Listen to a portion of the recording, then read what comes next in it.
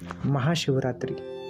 महाशिवरात्रीचा पर्व आपल्याकडे फार मोठ्या प्रमाणामध्ये आणि उत्साहात साजरा केला जातो.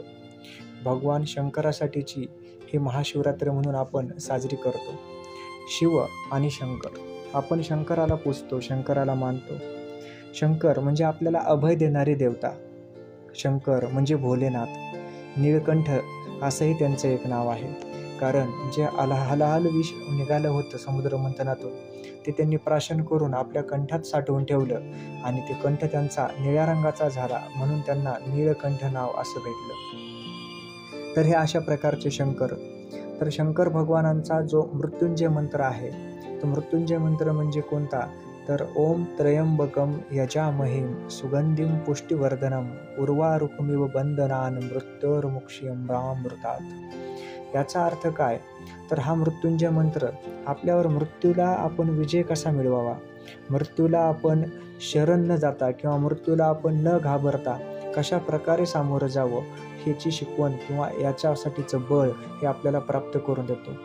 भगवान शंकर हे आपल्याला मृत्यूवर विजय मिळवण्यासाठी, आपल्याला ताकद शक्ती देण्यासाठीची देवता आहे. भगवान शंकरांचा हा जो मंत्र आहे, याचा अर्थ अशा प्रकारे होतो की ओम त्र्यंबकम म्हणजे 3 नेत्रांचा, त्र्यंबकम म्हणजे 3 डोळे असलेला, 3 नेत्र असलेला, यजामहिम म्हणजे आम्ही ज्यांची पूजा करतो, ज्यांचं आम्ही पूजन करतो, मानतो, मनापासून ज्यांना आम्ही पूजतो, असे सुगंधिम म्हणजे यांचा एक विशिष्ट असा सुगंध आहे किंवा जे सुगंधित आहेत, नेहमीच असतात. पुष्टिवर्धनम म्हणजे जे आम्हाला बळ देतात, शक्ती देतात. अशा प्रकारची शक्ती आणि बळ आम्हाला आयुष्यामध्ये जगण्यासाठी आवश्यक असते. अशी शक्ती आणि बळ हे देणारे असे हे शंकर भगवान उर्वारुकमिव बंधनान मृत्योर्मुक्षीयमामृतात्. म्हणजे काय की ज्याप्रमाणे एखादं फळ त्याच्या देठापासून वेगळं होतं, एखादी काकडी वगैरे असते आणि त्याच्या देठापासून वेगळी होते, त्याप्रमाणे आम्हाला ह्या मृत्यूपासून वेगळं कर. आम्हाला ह्या जीवनामध्ये मृत्यूचं भय नको लागू दे किंवा आम्हाला अकाली मृत्यू नको. ह्या मृत्यूला सामोरं जाण्याचं आमच्यामध्ये धाडस आणि धैर्य यावं, अशा प्रकारची प्रार्थना ह्या मृत्युंजय मंत्रामधून केले जाते. मृत्युंजय मंत्र म्हणण्यामुळं आपली वाणी देखील खूप शुद्ध होते, विचार शुद्ध होतात आणि शरीरामध्ये कंपन निर्माण होऊन शरीर देखील एक ऊर्जामय बनतं. नैराश्य देखील झटकलं जातं. जीवनामध्ये येणारं अपयश हे आहे, ह्याच्यापासून दूर निघून जाऊ शकतं.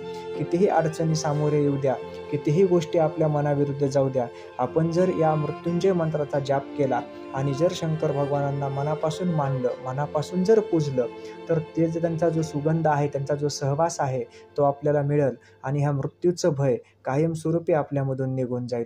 मृत्यूचंच भय नाही तर जीवनामध्ये येणाऱ्या अडचणी, संकट हे देखील दूर होतील. आपल्यासमोर येणारा जो काळोखरूपी ज्या समस्या असतील त्या देखील दूर होतील. किंबहुना त्यांच्या विरुद्ध लढण्याची ताकद आपल्याला मिळेल, कारण हे पुष्टी देणारा आपला मंत्र आहे आणि भगवान शंकर नेहमीच त्यांच्या भक्ताच्या पाठीशी उभे असतात, आशीर्वाद देण्यासाठी, त्याला सामर्थ्य देण्यासाठी, त्याची साथ देण्यासाठी, त्याला बळ देण्यासाठी, त्याला अभय देण्यासाठी. म्हणून या मंत्राचा जाप करून सर्व प्रकारे आपलं शरीर शुद्धी करून घ्यावी आणि भगवान शंकरांना आपण वंदना करून त्यांना पूजत जावं, जेणेकरून आपलं आयुष्य हे सुखकर होऊन जाईल.